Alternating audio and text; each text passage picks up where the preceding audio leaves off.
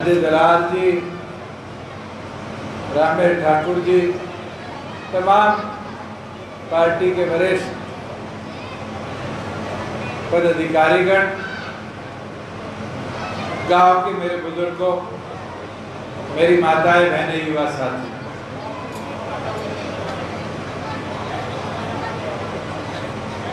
पहले तो गांव में आने पर जो आपने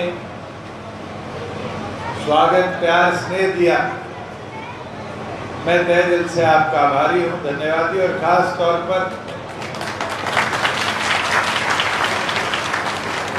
मेरी माताओं बहनों का जो आज आधी आबादी के तौर पर अपना प्यार स्नेह यहाँ देने आई। बुजुर्गों, युवा साथियों, 3.5 साल में हमारा प्रयास रहा कि हम ग्रामीण अंचल को और बेहतर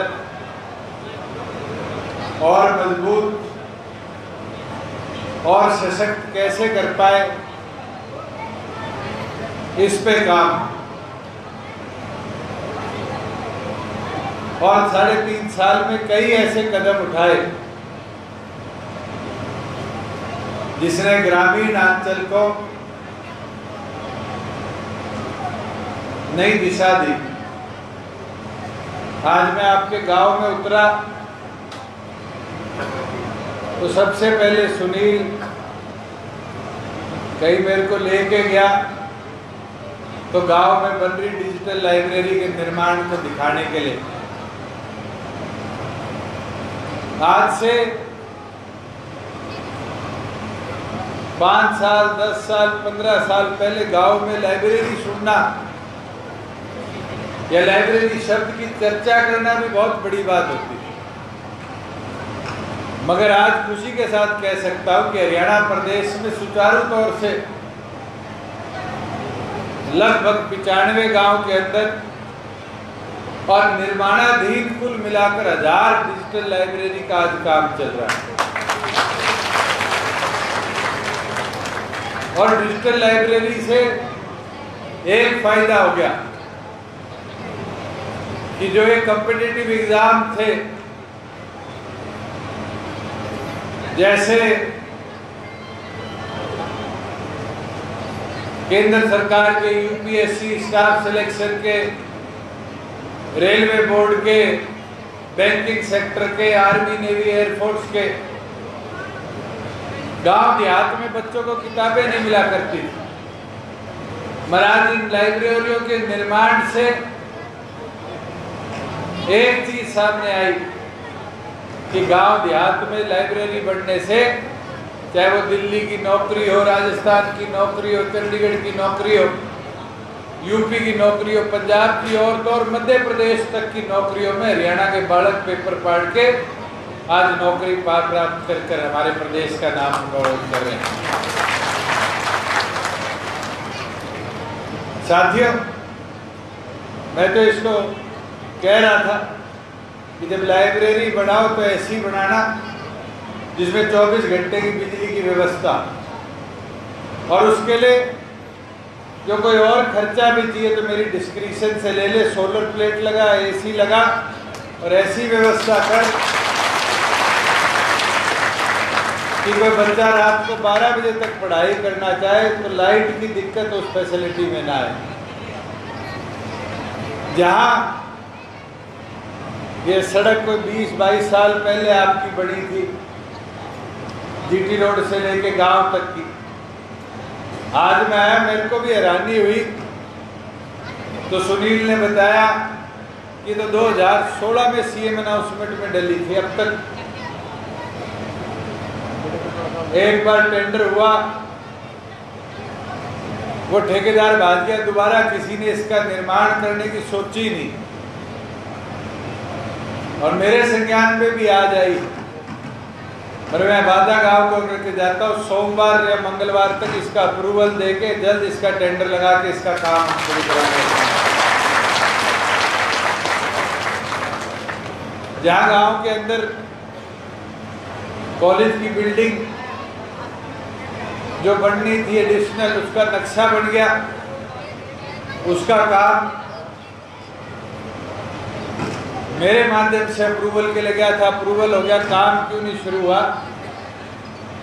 मैं इसको भी तुरंत प्रभाव से देख के ये प्रयास करते हैं कि जून महीने के अंदर ही कोई अगर इसमें अड़चन है तो अड़चन पूरी तौर पर हटाकर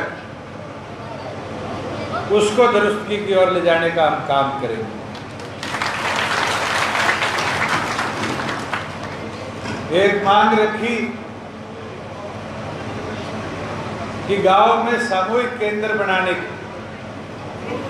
आज मैं कलानौर हल्के में जा रहा हूं। पहला सामूहिक केंद्र हमने 3.5 साल पहले मंजूर किया था खेड़ी गांव में,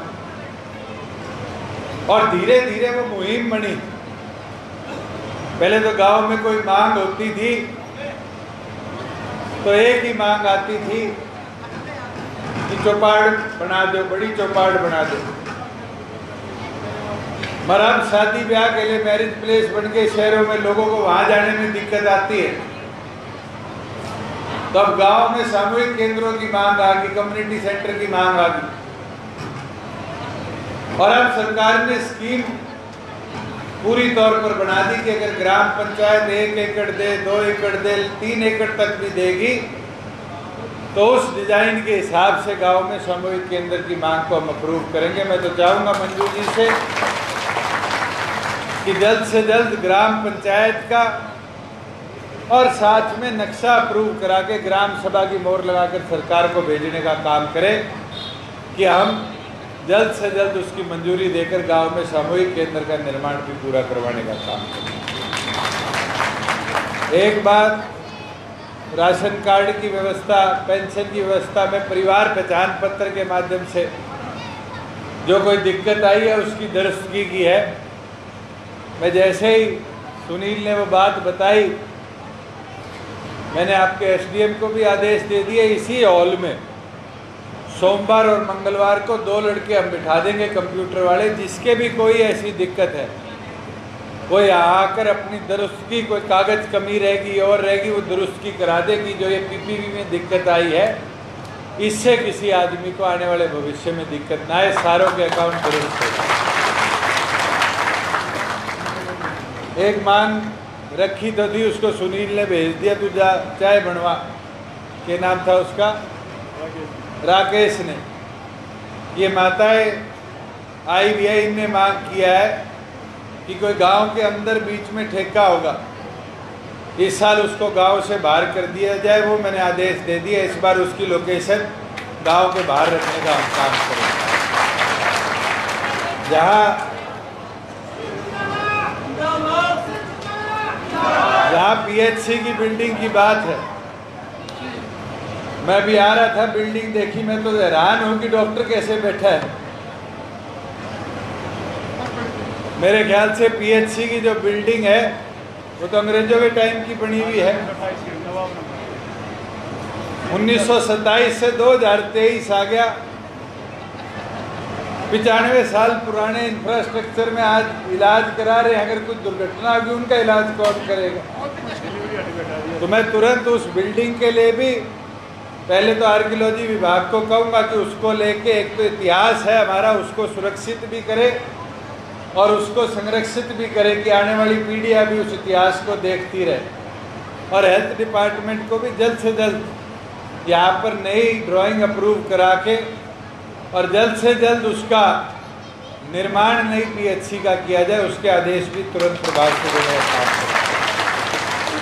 काम करें। जहाँ और ये छोटे छोटे काम है, खेत के रास्ते की बात है, चौपालों की मरम्मत की बात है, गंदे पानी की निकासी की बात है, इसको मैं तुरंत एग्जामिन भी करा लेता हूँ। जो फंड इसके लिए एडुकेट किए होंगे उन फंड्स की भी मंजूरी दे देंगे।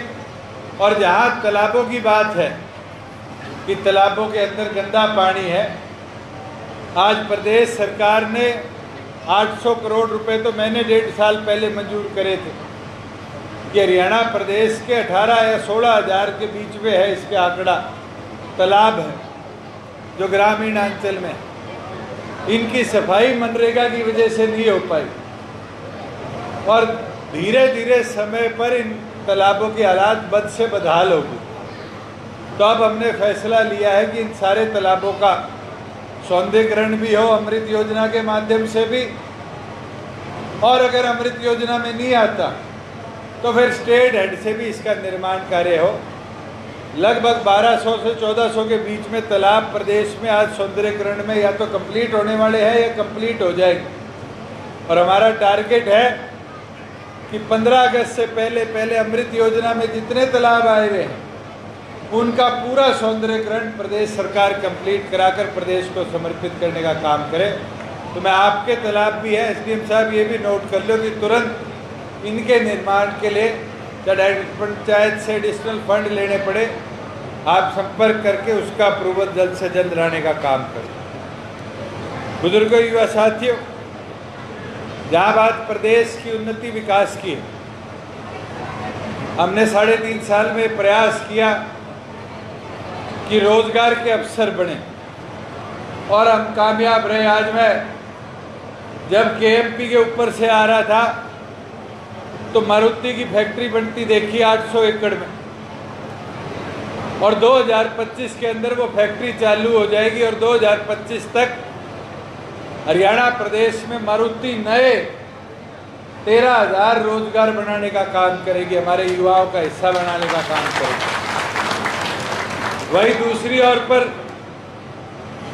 आज आपके पड़ोस में रोहतक में जब बहादुरगढ़ में जूतों की फैक्ट्री आई थी तो देश में विदेश से जूता आया करता था। बहादुरगढ़ ने 70% मार्केट का हिस्सा लेने का काम किया। लगभग 40,000 के आसपास फुटवेयर इंडस्ट्री में नए रोजगार बनाए। हमने पीछे फुटवेयर इंडस्ट्री को और प्रोत्साहन दिया कि प्रदेश के अंदर ये रोजगार और विकसित हो। आज खुशी के साथ कह सकता हूँ आपके पड़ोस के आईएमटी रोहतक के अंदर आज 250 नई फैक्ट्रियां स्थापित करने के लिए फुटवेयर इंडस्ट्री ने जमीन खरीदने का काम किया। और मेरा मानना है 250 नई इंडस्ट्री का मतलब है 75,000 नए रोजगार हम रोहतक के साथ लगते हुए आईएमटी के अंदर नए स्थापित करेंगे। और मैं तो चाहूँगा अगर गांव के आसपास गांव के किसान भी चाहते हैं कि हम 25 एकड़ इकट्ठी कर यहाँ इंडस्ट्रियल पार्क लेना चाहते हैं तो HSIDC विभाग आपके साथ जुड़कर पद्मा योजना में गांव में भी रोजगार के अवसर बनाने का एक मौका आपको देने का काम करेगा। और इसके अंदर आपका सहयोग बहुत जरूरी है। आज हमने देखा है कि जब आपका सहयोग मिल जाए तो कोई चीज़ भी नामुमकिन नहीं है।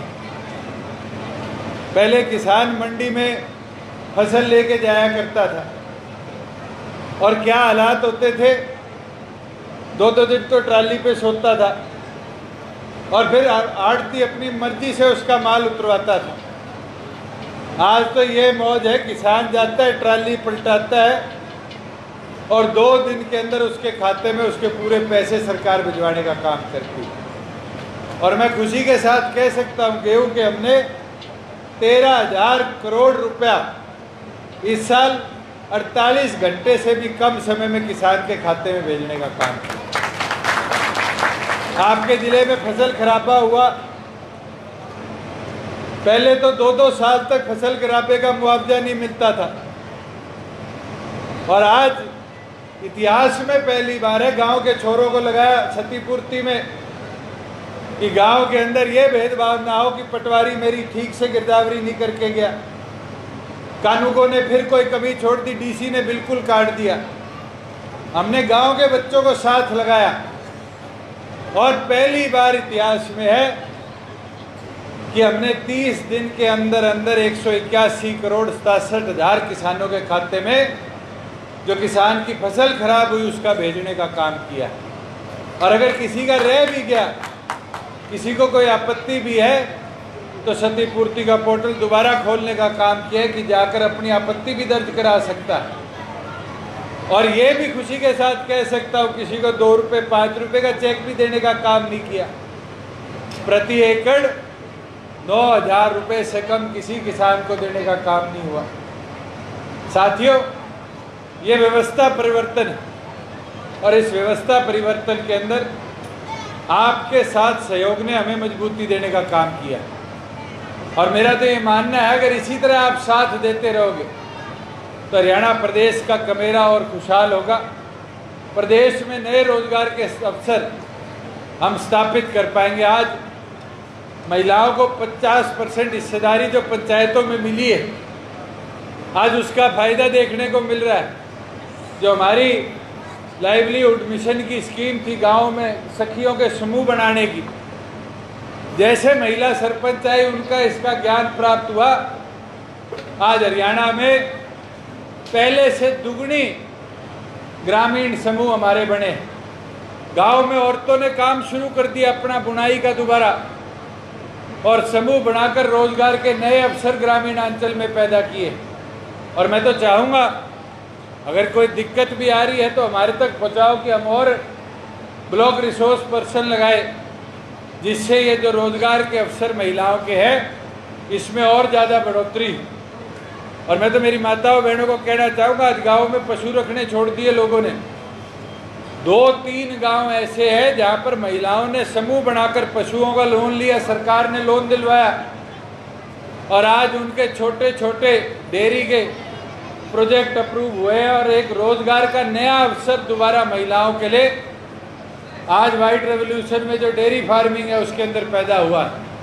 तो मैं तो चाहूँगा आप चाहो तो प्रशासन की ओर से कैंप भी हम यहाँ लगवा देंगे कि तुरंत जो हमारे महिला समूह है उनको एक व्यवस्था बनाकर देने का काम करें। मैं तो बातें बहुत है और आगे भी कार्यक्रम है, ग्रीवेंस की भी आज रोहतक मीटिंग थी।